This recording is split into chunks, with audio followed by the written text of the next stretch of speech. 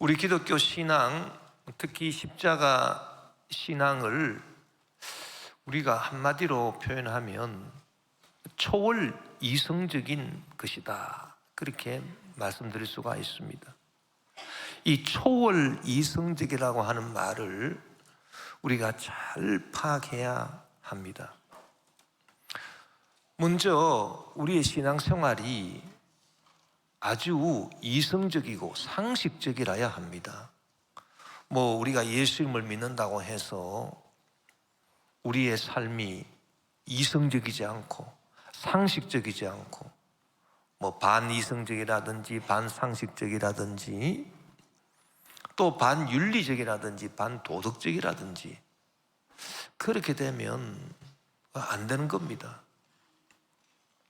제가 목회하면서 종종 어떤 분을 보느냐 하면 이 상식이 안 통하는, 그 이성적인 그 판단이 제대로 잘 안 되어서 그 상식적이지 않은 그런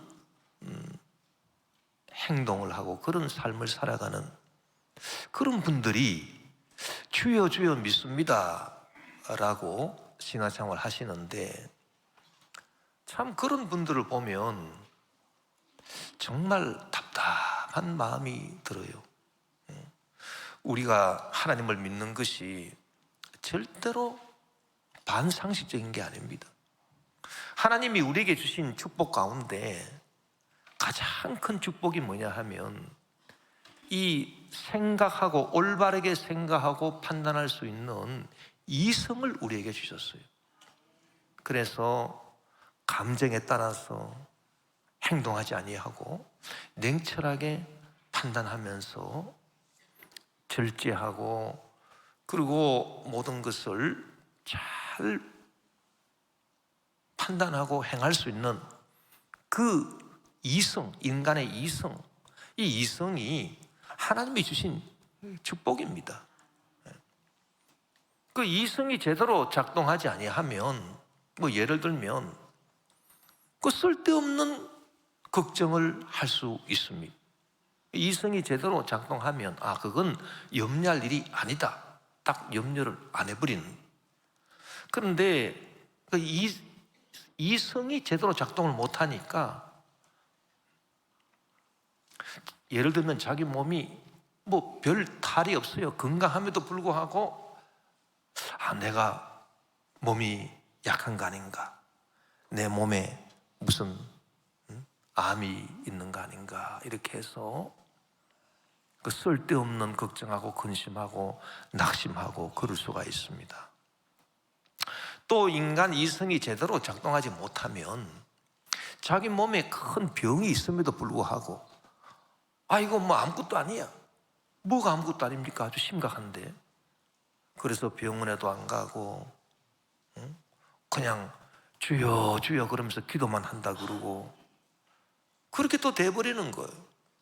그러다가 시기를 놓쳐버려가지고 죽음에 또 이르게 되고,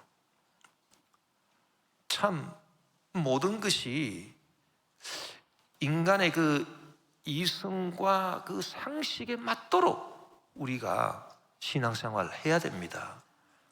그것이 아주 중요하다라고 하는 것입니다. 반상식적인 것이 되고 반이성적인 것이 되어서는 절대로 우리가 신앙생활을 제대로 할 수가 없다는 것입니다.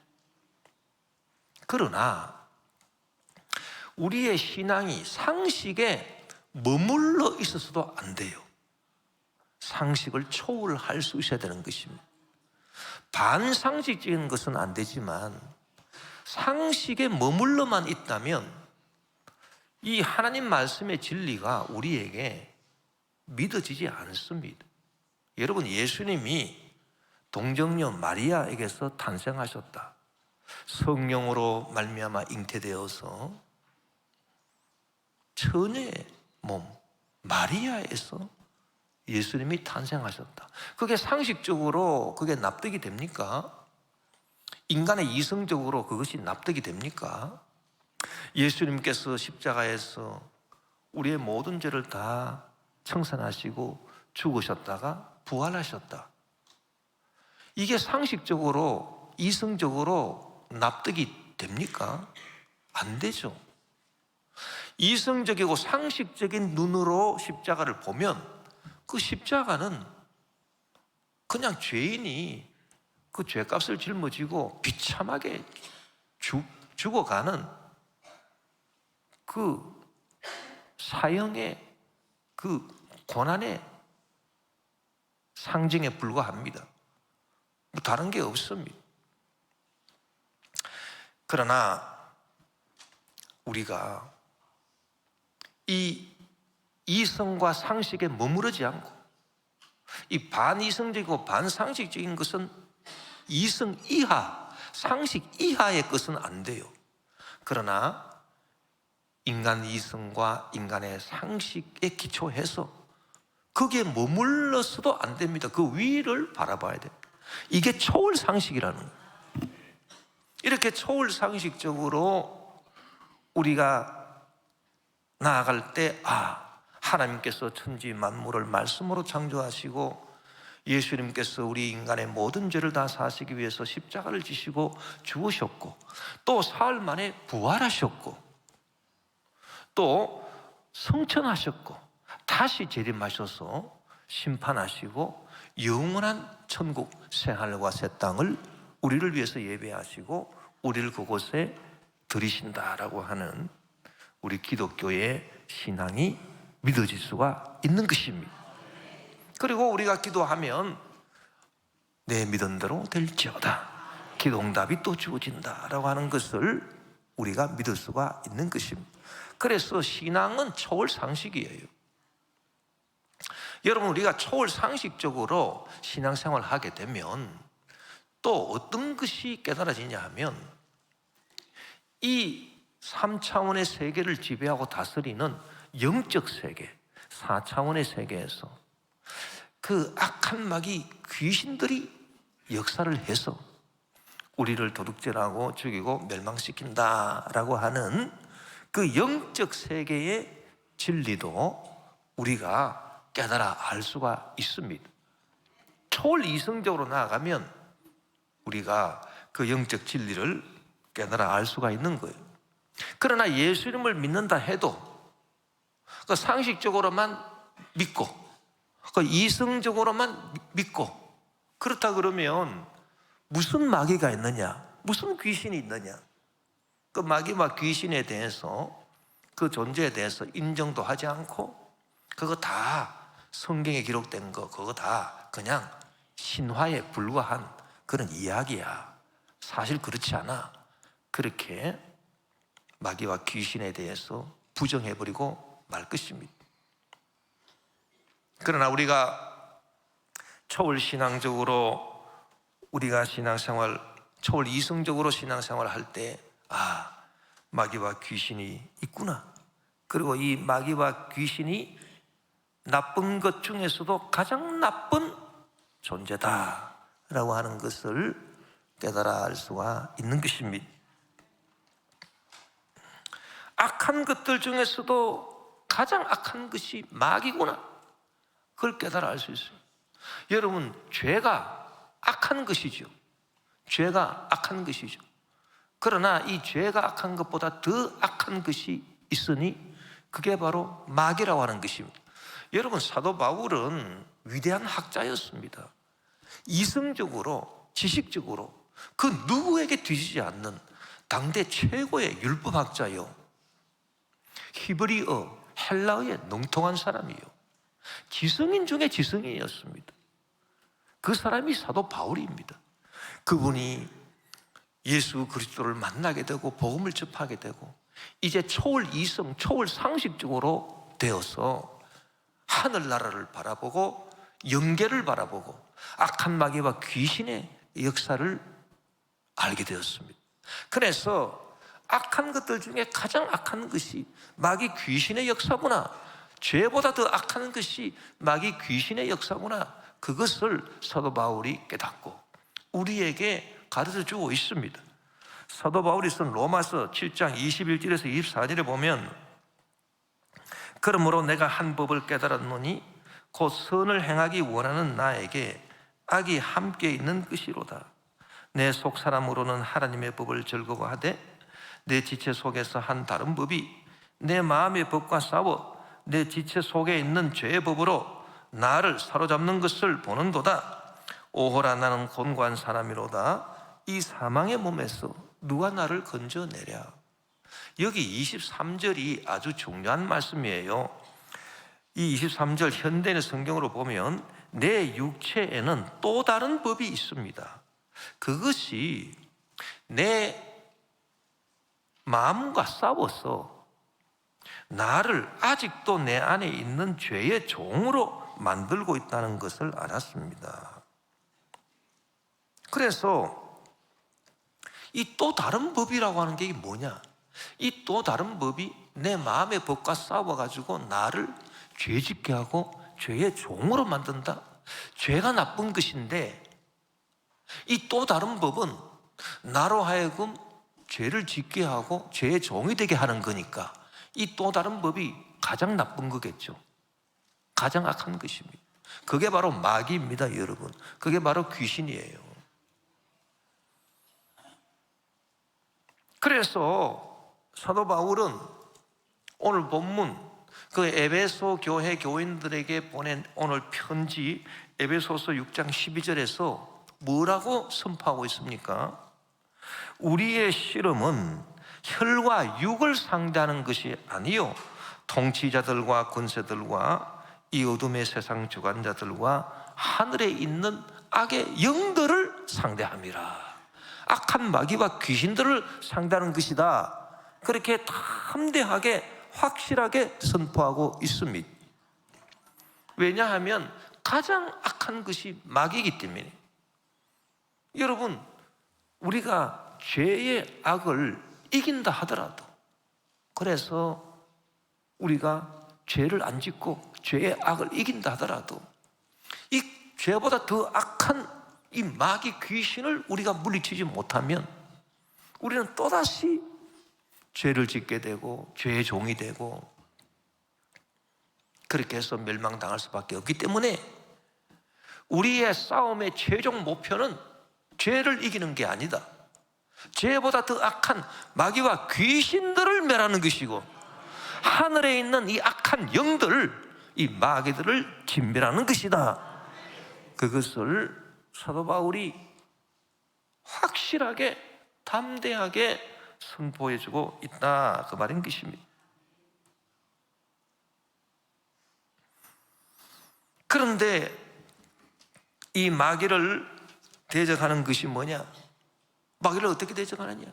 마귀가 가지고 있는 힘과 능력, 우리 사람을 지배하고 다스리는 힘과 능력을 대적하는 것 이전에 마귀의 관계를, 즉 마귀의 계략을 우리가 대적을 해야 된다. 그렇게 바울이 또 오늘 말씀 가운데 우리를 가르쳐주고 있습니다. 오늘 본문 에베소서 6장 11절에 마귀의 간교한 계략을 능히 대적하기 위하여 하나님의 전신갑주를 입어라. 현대의 성경을 보니 마귀의 계략에 맞설 수 있도록 하나님의 무기로 완전 무장하십시오. 그 하나님의 무기가 뭡니까? 하나님의 전신갑주, 오늘 본문에 나와 있는 걸 보면 진리의 말씀, 그리고 믿음, 그리고 하나님께서 우리를 의롭다 하신 그 의롭다 하심, 그리고 예수 그리스도의 복음, 그리고 구원의 확신, 이런 것들이 하나님의 전신갑주예요. 이런 것들을 우리가 취하고 나아가는 것은 마귀의 간교한 계략을 물리치기 위함이다, 그 말인 것입니다. 여러분, 마귀의 간교한 계략은 어떤 것들이에요? 이 마귀가 역사하면 사람들이 전부 다 좀비처럼 돼버리고 마귀 역사에 다 독질당하고 죽임당하고 멸망당하게 되는 거예요. 뭐 사람이 잘하고 잘못해서 뭐 일이 되고 안 되고 그런 것 같습니다. 맞는 말이에요. 그러나 그 배후에 마귀가 역사하면 사람이 순식간에 아둔하게 되어버립니다. 어리석게 돼요. 그리고 아주 사악하게 돼요. 그래서 문제가 일어나는 거예요. 여러분, 지금 마귀 역사가 가장 심한 곳이 대한민국 정치계입니다. 우리 대한민국이 정말 경제하는 사람들 열심히 경제해가지고 돈 벌고 수출하고 기술 발전시키고 세계적입니다. 대한민국 문화, K컬처 세계적입니다. 전부 다 대한민국을 배우려 하고 한글을 배우려고 하고 한국어를 배우려고 합니다. 그런데 대한민국 정치는 너무너무 후진국 정치입니다. 너무너무 마귀가 역사하고 있습니다. 마귀가 어떻게 역사하느냐? 마귀가 역사하면 어리석게 하는 마귀가 역사합니다. 사람이 갑자기 어리석어집니다. 또 마귀가 역사하면 사악하게 만듭니다. 얼마나 정치하는 사람들이 사악해졌는지 모릅니다. 이 어리석게 하는 마귀와 사악하게 하는 마귀가 판을 치고 있는 것이 지금 대한민국 정치계예요. 정치가 가장 문제예요, 지금. 정치가 사람을, 국민을 안정시켜야 되는데 정치가 국민을 안정시키지 못하고 국민이 정치를 걱정하고 있습니다. 이때 우리 예수 믿는 사람들은 어떻게 해야 되느냐? 우리는 영적으로 바라보고 영적으로 대결해야 돼요. 사도 바울이 말한 것처럼 하늘에 있는 악의 영들을 대함이라 우리의 싸움이. 그래서 우리가 간절히 주님 앞에 나와서 회개하고 기도해야 합니다. 그러면서 주여, 우리 대한민국 정치계를 덮고 있는 이 악한 마귀 귀신들, 정치인들을 어리석게 하고 또 정치인들을 사악하게 만들어서 국민은 위하지 아니하고 자기의 영달만을 위하게 하는 그런 악한 마귀 역사들 다 나사렛 예수의 이름으로 하나님 묶음받고 떠나 갈지어다. 대한민국 국회에서 묶음받고 떠나 가라. 입법, 사법, 행정에서 묶음받고 떠나 갈지어다. 우리가 강력하게 주 예수 그의 이름으로 항상 이 귀신을 내쫓아야 되는 것입니다, 여러분.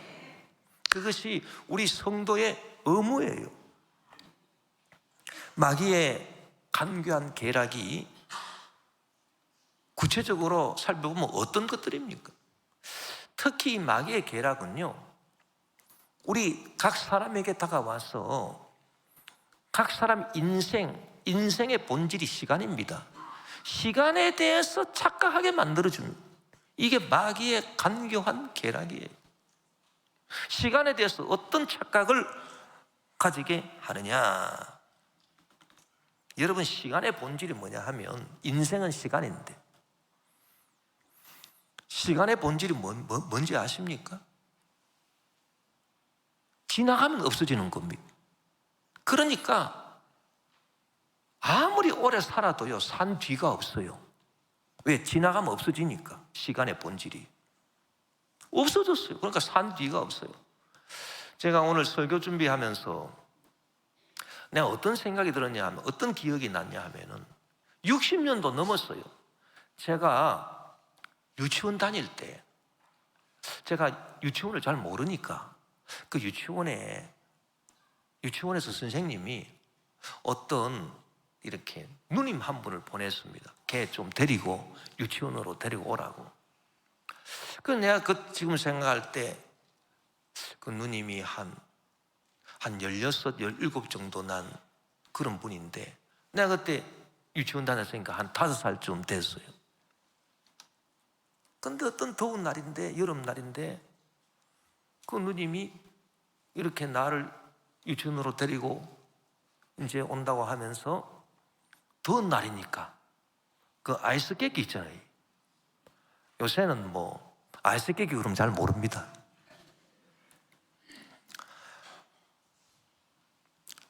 이렇게 막대기로 이렇게 해가지고 만든 그런 빙과류가 있어요. 그거를 이제 사가지고 2개를 사가지고 하나는 자기가 먹고 하나는 나를 주겠다고. 그래서 내 집에 와가지고 나한테 딱 주는데 내가 그거를 참 얼마나 그거를 정말 맛있게 먹으려고 그거를 딱 받는 순간에 저희 아버님이 딱 보신 겁니다. 저희 아버님이 딱 보시고 이 불량식품이다는 거예요. 이런 불량식품 먹으면 배탈이 나기 때문에 안 된다. 저를 뺏어가지고요 그걸 갖다가 그냥 요강 속에다 잡아놓고, 그래서 얼마나 그때 마음이 상하고 슬프고 엉엉 울고, 그게요 오늘 아침에 갑자기 생각이 나더라고요. 어제 같아요. 어제. 정말 어제입니다. 60년이 넘었습니다. 뭐 저뿐만 그런 게 아니라 여러분도 다 마찬가지일 겁니다. 뭐 70년 전의 일이, 60년 전의 일이, 50년 전의 일이, 40년 전의 일이 어제일처럼 여기지 않습니까? 이게 인생의 본질이에요. 그런데 마귀가 딱 오면 어떻게 인생을 착각하게 만드느냐? 너가 지금 아직 살 날이 창창하게 남아있으니 걱정할 거 없다. 지금 당장 걱정할 건 없어. 그래서 회개하는 것도 지금 회개할 필요 없고 나중에 회개하면 되고, 하나님께 예배 드리는 것도 지금 예배할 필요 없고 나중에 예배 잘 드리면 되고, 지금 하나님 섬기는 것도 지금 잘 못 섬겨도 나중에 잘 섬기면 되고, 주일 하는 것도 지금 못하면 나중에 하면 되고, 자꾸 연기시킵니다. 이게 여러분 마귀의 계략입니다, 여러분. 그런데 성경을 한번 보세요. 성경을 보면 노아의 홍수 이후로 하나님께서 인생의 나이를 몇 살로 정하셨느냐? 최고로 오래 살아야 120년. 그게 인생의 한도예요. 너희 인생은 120년이 되리라. 최고로 살면 120년. 최고로 오래 살면. 그런데 120년 산 사람이 있습니다. 모세입니다. 모세가 자기 인생에 대해서 어떻게 고백했는지 아십니까? 이 120년을 산 모세가요, 야, 인생을 참 지겹도록 살고 있다. 내가 인생이 지겹더라. 120년 살아보니까 정말 지겹다. 그렇게 고백했을까요? 그게 아니에요. 시간의 본질은 지나가면 없어지는 것이기 때문에 이 모세가 시편 90편을 지었습니다. 시편 90편에 인생에 대해서 이 모세가 고백한 걸 보면요, 시편 90편 8절에서 12절입니다. 주께서 우리의 죄악을 주의 앞에 놓으시며 우리의 은밀한 죄를 주의 얼굴빛 가운데 주셨사오니 우리의 모든 날이 주의 분노 중에 지나가며 우리의 평생이 순식간에 다하였나이다. 세상에 120년이요 순식간에 눈 깜짝할 사이에 다 지나갔어요. 우리의 연수가 70이요 강건함은 80이라도 그 연수의 자랑은 수고와 슬픔뿐이요 신속히 가니 우리가 날아가나이다. 시간이다, 그 말이에요. 지나가면 없어진 120년이 눈 깜짝할 사이에 사는, 뭐 120년 뿐이겠습니까? 1000년 만년이 그렇게 지나가. 누가 주의 노여움의 능력을 알며 누가 주의 진노의 두려움을 알리까? 우리에게 우리 날 계수함을 가르치사. 우리 인생의 시간을 헤아릴 수 있는 그 계수함을 가르쳐 주셔서 지혜로운 마음을 얻게 하소서. 이게 모세의 고백이에요. 성령이 충만하니까 인생이 순식간에 다 지나가는구나. 성령이 충만하면요, 오늘이 마지막 날입니다. 내 인생에. 그런 생각이 들어요. 그 성령 역사한 사람이에요. 오늘 아침 일부 예배 때 대교구장이 그런 기도를 했는데, 우리가 하나님 앞에 예배 드리는 거 당연한 거로 생각하고 예배 드리냐? 아니에요. 오늘이 마지막 예배인 것처럼 하나님께 예배 드리는 거예요. 이게 성령이 주신 생각이에요. 우리가 그렇게 예배를 드려야 돼요. 지금 내가 회개할 때 어떻게 회개해야 되느냐? 지금 내가 회개하지 아니하면 더 이상 회개할 기회가 없어요. 지금 마지막 기회야. 지금 내 앞에 심판대가 딱 서 있어. 주여, 제 죄를 용서하여 주시옵소서. 사람이 숨이 끊어지기 전에 주여, 주여, 저를 용서하시고 저를 천국에 인도하소서, 저를 불쌍히 여기소서 간절히 회개하듯이, 그렇게 지금 우리가 회개해야 된다 그 말이에요. 우리가 오늘 하루가 내 인생 최후의 날이다 이렇게 생각하고 우리가 주의 일을 하고 주를 섬겨야 된다 그 말인 것입니다. 그것이 성리신 생각이라는 거예요. 그러나 마귀가 준 착각은 뭐냐? 아니야, 넌 아직 많은 시간이 남아있어. 오늘 예배 안 드리면 다음 주 예배 드리면 돼. 뭐 오늘은 뭐 성찬주일이니까 나가봐. 그 다음 주가 되면 그 다음 주 나가면 되잖아. 송구 영신 예배는 나가거라. 그러나 주일날 나갈 필요 있겠냐? 뭐 부활절 나가는데 다른 주일. 여러분, 이게 마귀 역사라고 하는 거예요. 시간에 대해서 가장 간교한 계략을 꾸밉니다. 그게 바로 마귀 역사예요. 그러나 고린도후서 5장 9절 10절 보십시오. 그런즉 우리는 몸으로 있든지 떠나든지 주를 기쁘시게 하는 자가 되기를 힘쓰노라. 야, 이 말이 무슨 말입니까? 몸으로 있든지 떠나든지. 몸으로 있다 그러면 아직 살아있다 그 말이고, 떠나든지 그럼 죽었다 그 말 아닙니까? 주를 기쁘시게 하는 자가 되기를 원하노라, 힘쓰노라. 이는 우리가 다 반드시 그리스도의 심판대 앞에 나타나게 되어 각각 선악간에 그 몸으로 행한 것을 따라 받으려 함이라. 그래서 지금 심판대가 지금 내 앞에서 딱 서 있는 거예요. 우리가 몸으로 있든지 살아있든지 몸을 떠났든지 죽었든지. 여러분, 죽으면 심판대 앞에 서는 거 아닙니까? 그 죽어서 서는 심판대가 몸으로 있든지 이 순간에도 지금 내 앞에 딱 서 있다 그 말인 것입니다. 그래서 우리가 어떻게 살아야 되느냐? 하루하루를 주님의 심판대 앞에 서 있다. 죽어서 내가 심판대 앞에 갔다. 그러면서 내가 살아야 되는 거예요. 그게 성령이 가르쳐 주시는 깨달음이에요. 그러나 마귀는 아직 시간이 많이 남아있는 것처럼 그렇게 착각하게 만들어요. 또 마귀가 어떻게 간교한 계략으로 우리 인생을 망치느냐? 염려와 근심을 통해서 우리를 파멸시킵니다.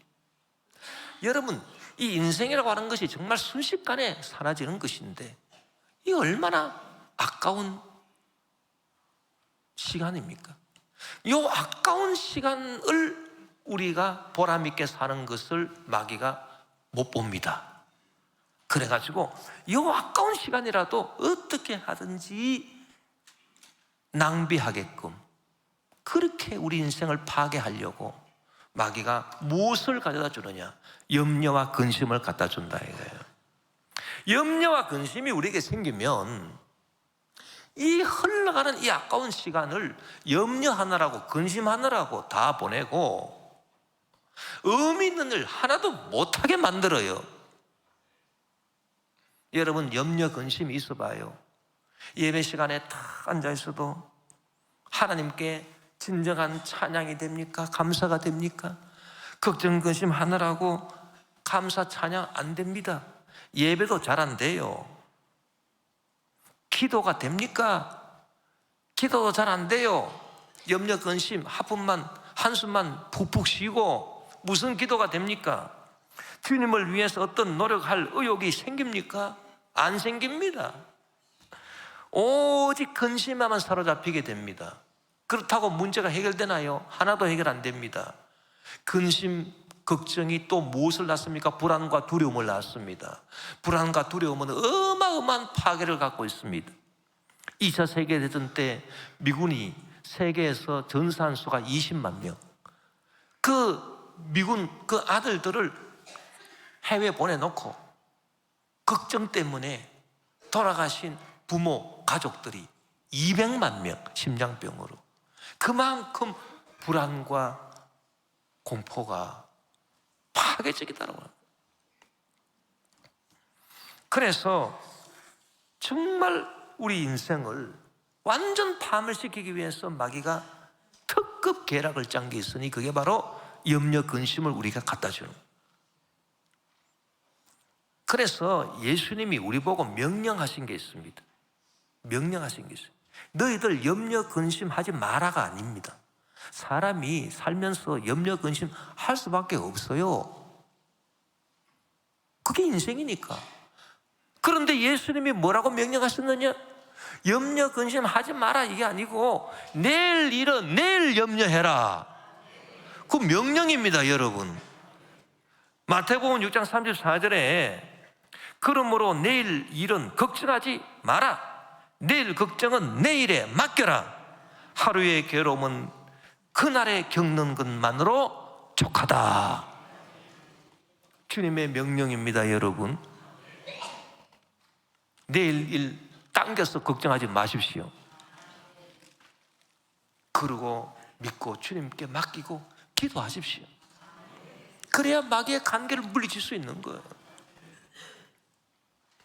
마귀가 아주 간교하고 이중적인 이유가 있습니다. 그건 뭐냐 하면 마귀가 우리를 죄를 짓고 죄의 종이 되도록 유혹하는 것입니다. 유혹은 아주 달콤한 것입니다. 유혹의 쾌락은 달콤한 것이지만 유혹에 넘어가면 그 결과는 쓰디 쓴 것입니다. 유혹의 쾌락은 일시적입니다. 그러나 그 죄로 인한 고통의 결과는 영원합니다. 유혹의 쾌락은 육신적인 것입니다. 그러나 그 죄로 인한 결과의 파멸은 영혼의 깊은 곳에 상처를 갖다 주고 영원하게 우리 영혼을 파멸시키는 거예요.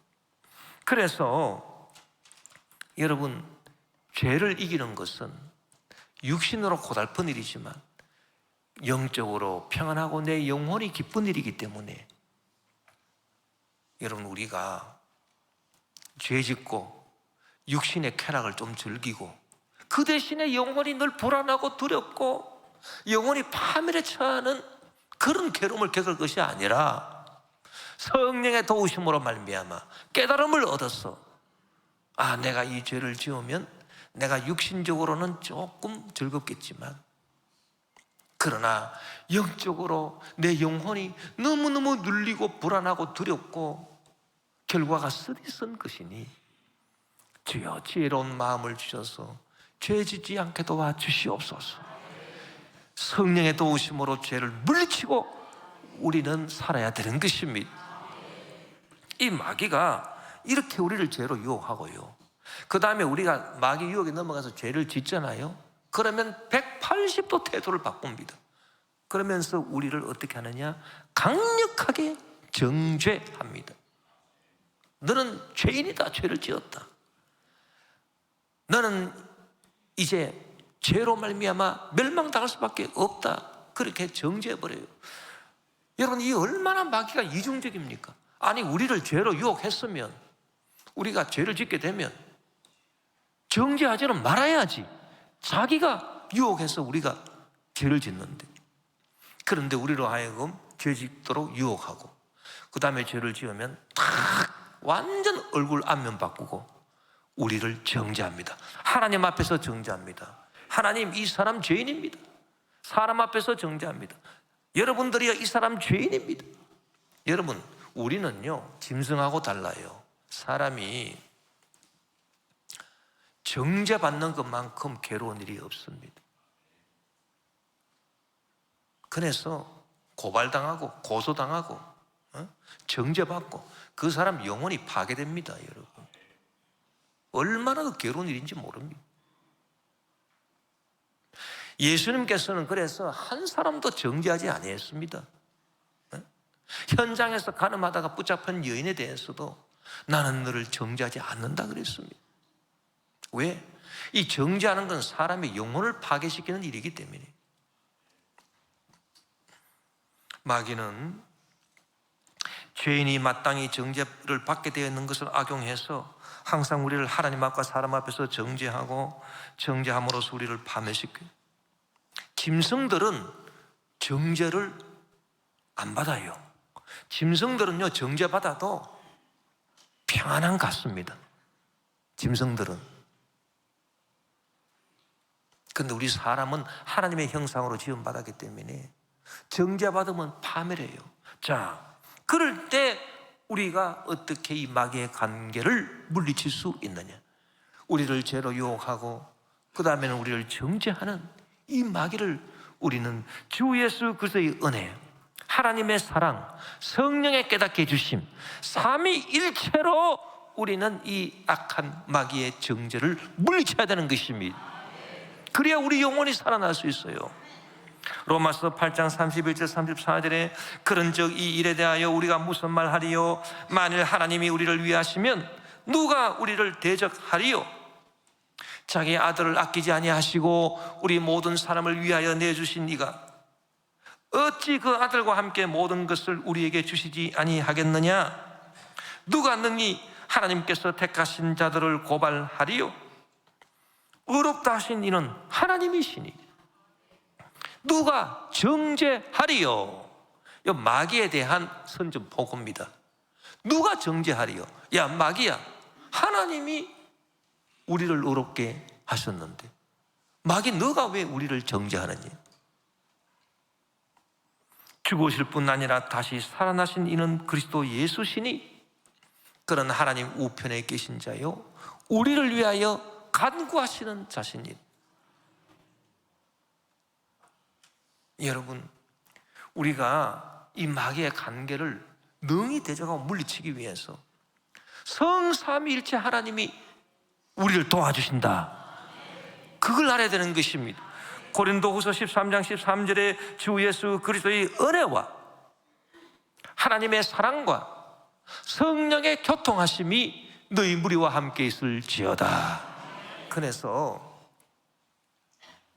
우리가 주 예수 그리스도의 은혜로 죄사함을 받고 용서를 받고 그 놀라우신 하나님의 사랑으로 우리가 돌보심을 받고 우리를 정죄하지 아니하시고